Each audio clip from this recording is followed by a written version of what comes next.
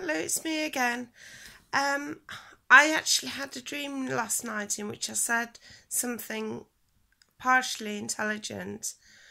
So I've woken up this morning early with the attempt of trying to say something half intelligent. I don't know whether it'll work or not. I'm a bit sceptical actually. But I remember when I was doing a practical philosophy course near York. There were 3 stages. It was Indian inspired, and it was an economic school that ran it. It turned out, and sort of that had something to do with religion as well. But it was inspired by sort of Indian, Pakistani type philosophy, Indian philosophy, I think. And there were 3 stages to it. The first was tamas, where you feel like a slug, kind of, and full of sloth and laziness and so on. The second was rajas, where you had the angst of the marketplace. And that's how it was described, as sort of, must get this, must get that, or how haggle for this, haggle for that, and the whole angst of the marketplace. And the third stage was satwa, where you felt we were told like someone on a sunny day doing gardening. Now, the thing is, a lot of the philosophy we read, the extracts we read, were in preparation for death, and the whole advice of it seemed to be about detachment. Detachment from things, and unfortunately detachment from people as well. And it was a like survival mechanism, and I wondered whether it was coming from Asia, partly because of I've been told that sort of, I mean, it may be true in London. I'm told it used to be true in Asia that if you saw someone with limbs missing in a marketplace, people would just ignore them and so on. I don't know whether that is true or not.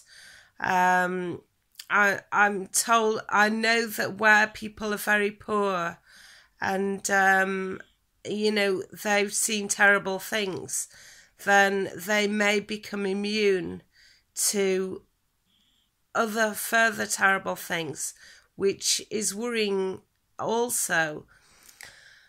This does overlap with psychiatry. I mean, I think that philosophy does have to overlap with psychiatry to a certain extent, and I don't know how, and I don't know when exactly, because I'm waiting for the discussions to begin.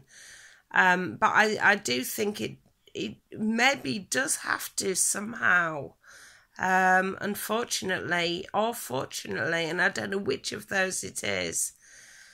I did point out, I once had was offered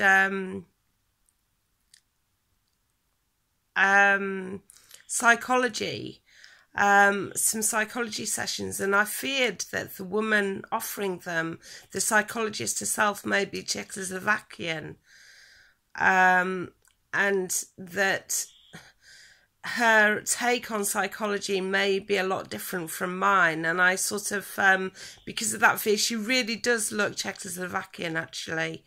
I kind of backed out of the sessions. And yes, I realise that there are a lot of foreign psychiatrists in this country. Well, not foreign necessarily, but people who've established themselves here. They may want to put their own countries, their root countries, their starting countries out of their mind completely. Or they may have memories of, they may welcome the way we do things over here, and they may want to escape from their countries, and I don't know exactly what the situation is. I know that I once went to Middlesbrough Hospital with a book called Counselling Around the World.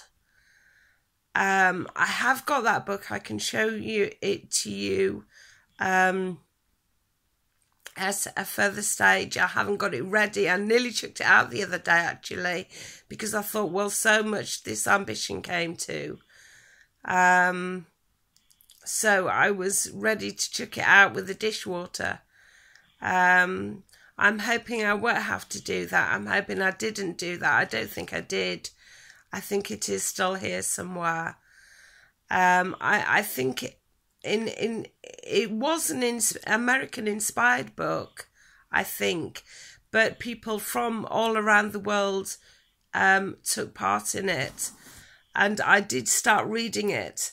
But I was made fun of in Middlesbrough, in what's it called? I've forgotten the haven name now. I've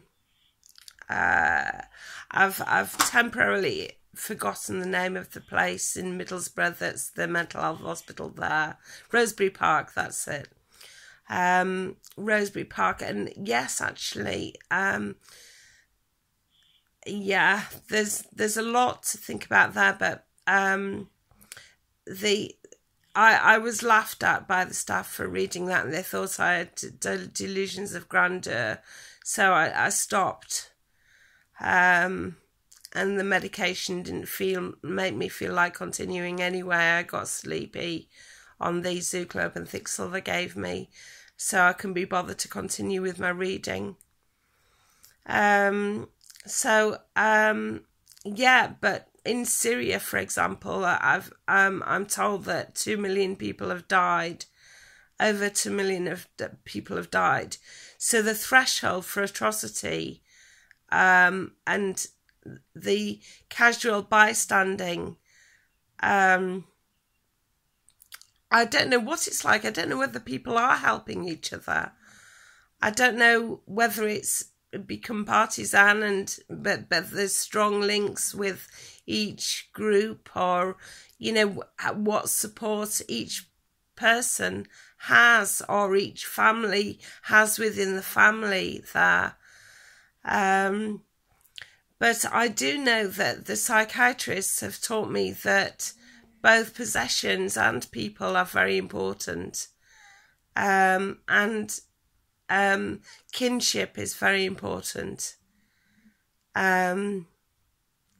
So that's where I am at the moment.